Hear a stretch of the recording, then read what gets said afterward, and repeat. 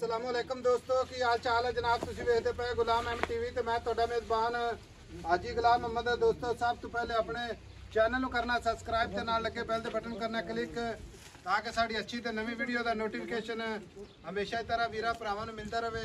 सब तो पहले अज अल्लाह के फजलो करम नाल एक दूसरा सूबे की माई लैके हाजिर होया। उम्मीद करांगा जिन्ने मेरे वीर भरा ने सारे खैर खरीत होणगे। बाकी मझ माशाअल्लाह पूरी बरीक पुड्डा पुट्ठा टाक कैमरे मेरी नज़र है। बाकी मेरा कैमरामैन अपने कैमरे नज़र नाल भरावां नूं तसल्ली करवावेगा। बाकी वीरां ने अपनी नज़र नाल चेक करनी। बाकी अल्लाह के फजलो करम नाल चोटी पूरी जनाब पूरी बरीक माशाअल्लाह जिवें रेशम का कपड़ा थब्बे का लिबास है। बाकी जनाब लैने देने मुकद्दर होंदे ने। सौदा ना नसीब दे भरावां वास्ते सफ़र करके नीली बार के जानवर विखाए जाते हैं। बाकी जनाब मालक तो सारियां गल्लां सांझियां लवांगे। किन्ने दिन लैंदी है, किन्ना मालक मुल करता है। अस्सलाम वालेकुम जी। लाला जी की हाल है?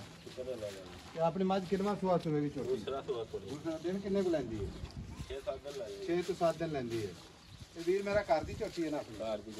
अच्छा थना दी साफ छट्टा पारा वाधा घाटा कोई छट्टा नहीं। अच्छा 10 दिन लैंदी है जी। गल इस तरह की आप बेचनी ठीक है। गारंटी की पूरी गब्बन खड़ोती है पूरी गारंटी थना की अपनी मुकम्मल गारंटी। बाकी 4 सवेर भरावां दी नज़र है। हाँ जी पहले सो कितना दूध करती थी? पहले होगा 15-16 लीटर 15-16 लीटर करती थी पूरी माशाल्लाह। कच दी वंगा जिन्होंने कहते हैं बरीक वो बरीक है। ठीक हो गया। हुण आप बेचनी भरा मेरे गर्मी बहुत ज़्यादा है। वीडियो छोटी बनाना है ताकि वीर भरा देखने वास्ते अपलोड ही हो जाए।